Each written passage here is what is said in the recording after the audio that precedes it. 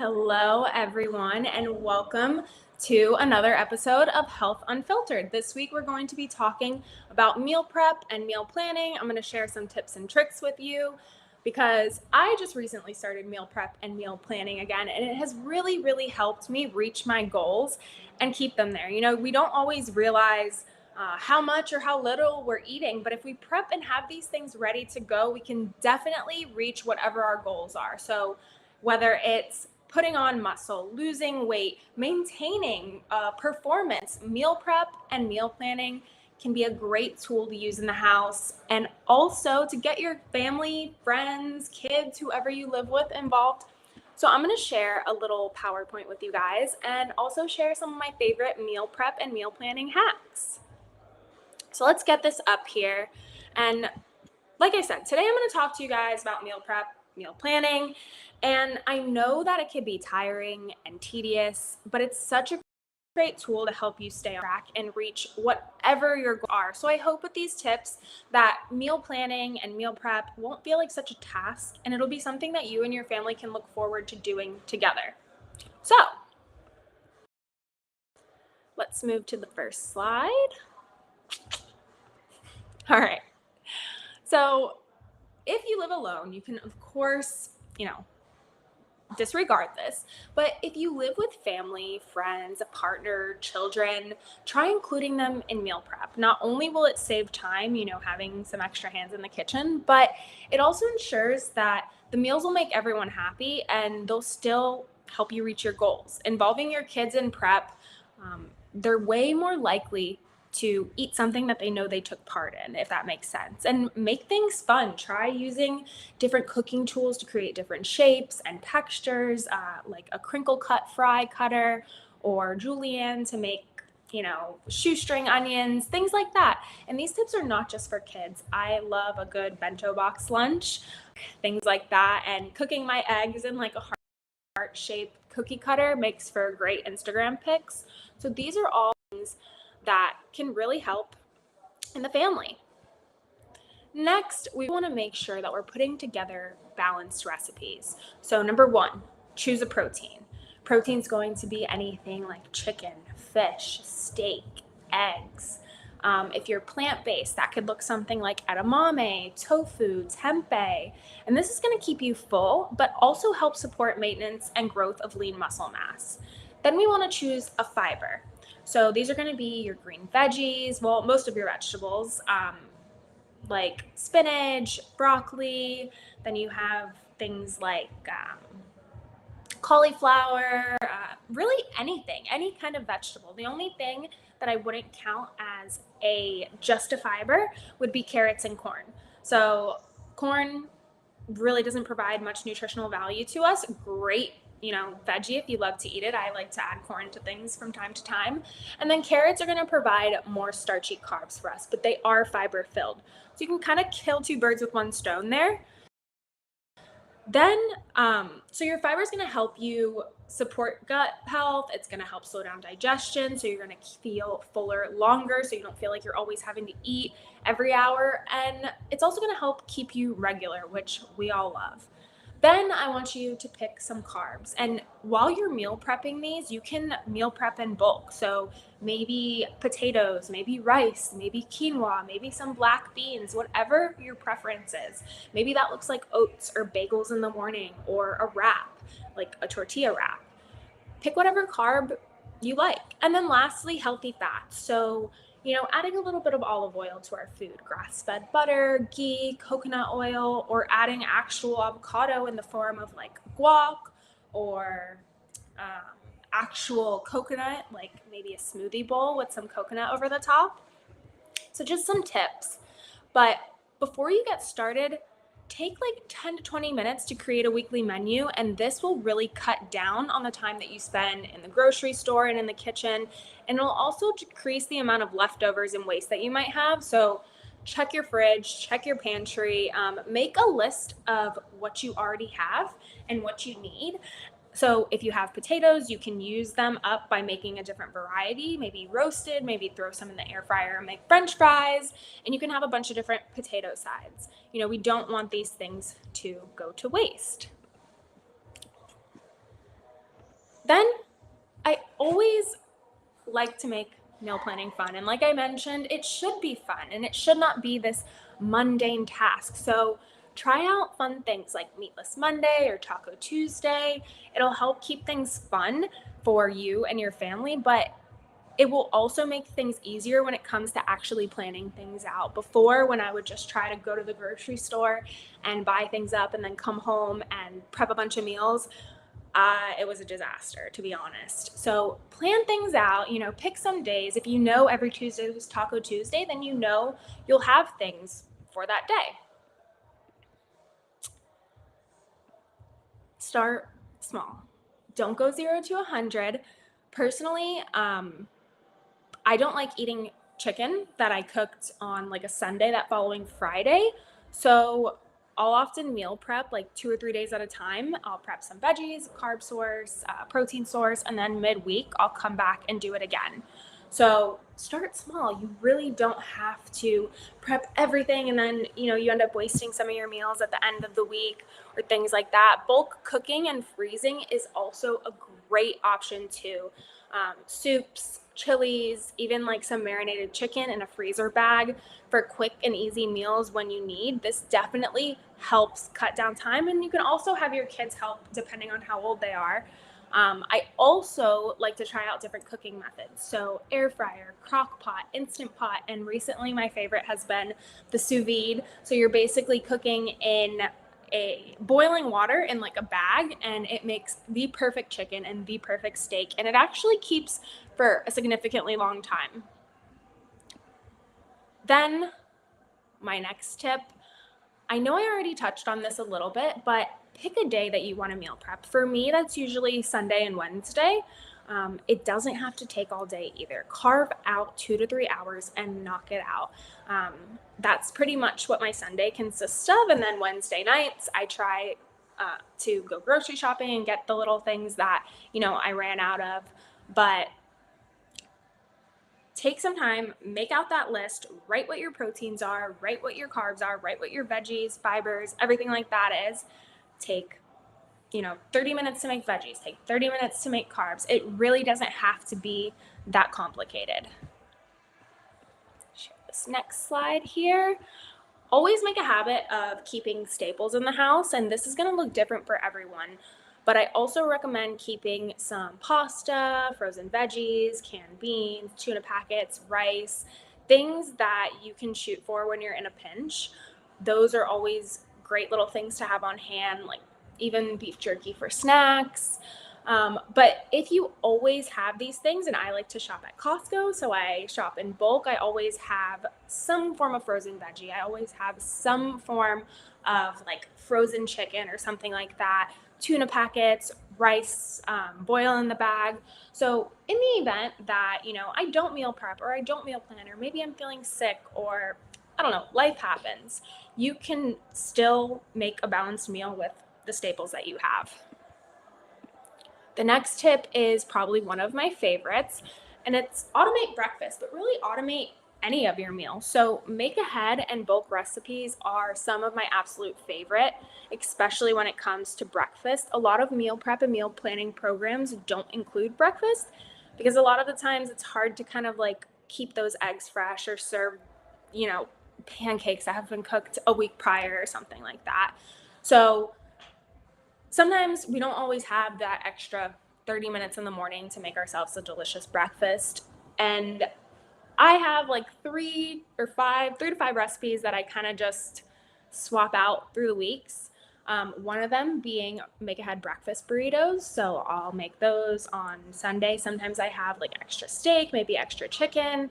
I'll, scramble up some eggs, make breakfast burritos, wrap them in tin foil, put them in a bag, or sometimes maybe not even in a bag, and throw them in the freezer. And those last for, I'm going to give you a safe number and say like a month, but I have eaten breakfast burritos that I've left in my freezer for more than that time.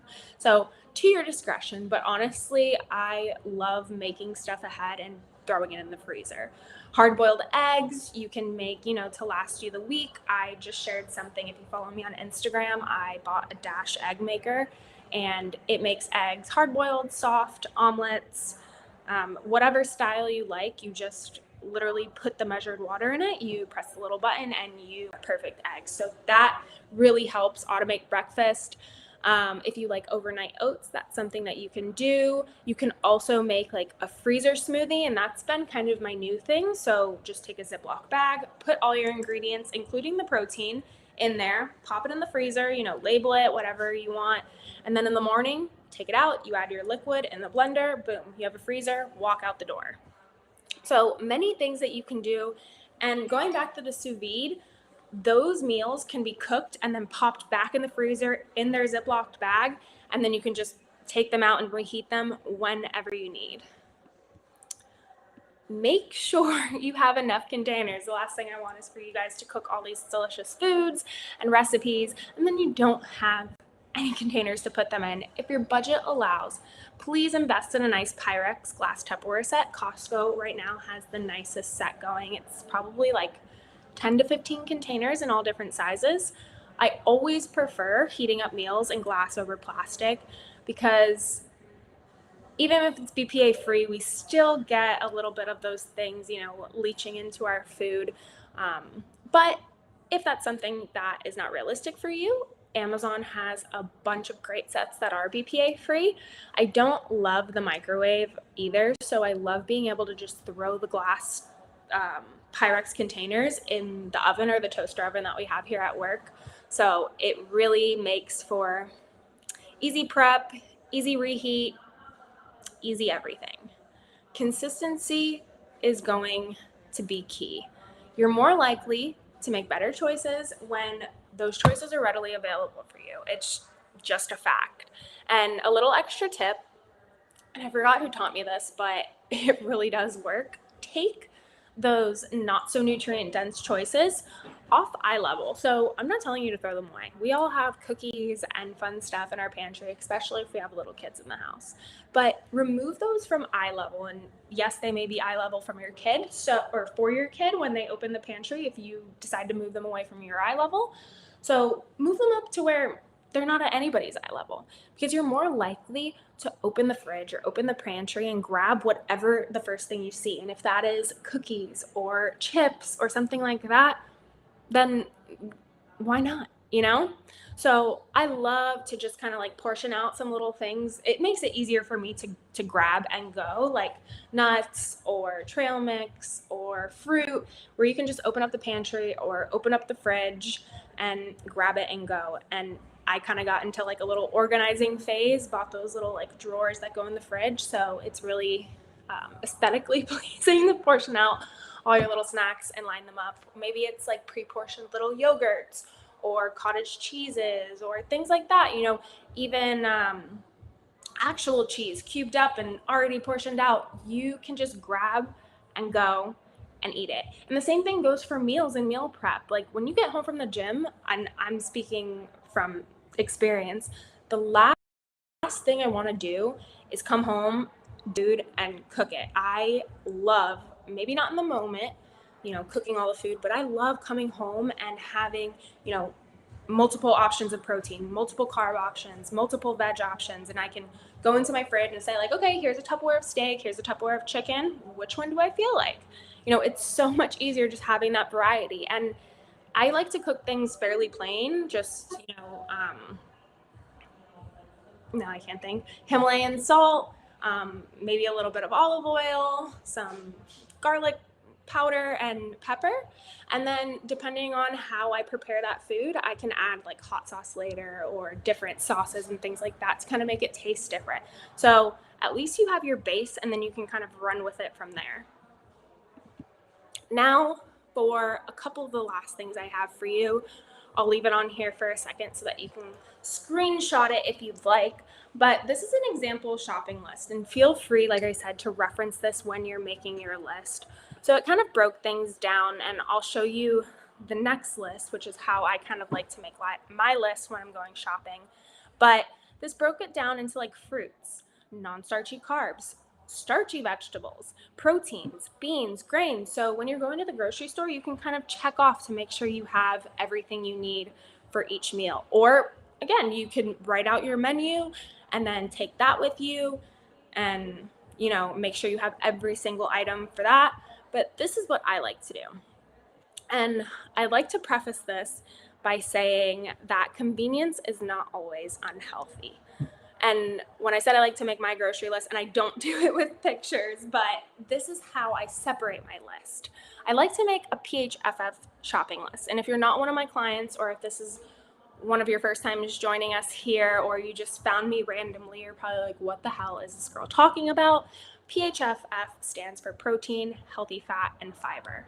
And I spoke about this when we were talking about putting balanced meals together. So you want your meals to have protein, always, a fiber, let's just talk about base meals. Then we can go back into the old videos about timing around workouts and things like that. But for your basic meal, you want it to contain a protein, a healthy fat, a fiber, and then you can fit in your starchy carbs where you see fit. So if we're looking at this, here are some really good on-the-go quick proteins. So if you are a working person who has limited amount of time, and not to say there's no excuse, but you can still make it work with limited resources. These are really quick on the go proteins. So you can always have a healthy meal or snack that supports your metabolism. There is no reason why we can't. So again, I like to make a PHFF shopping list where I'll write down all my proteins, make sure I have those, whatever they look like. Then healthy fats. So here you see I have avocado, a cheese stick, I believe I put, maybe that's butter. Either way, I'll buy them both.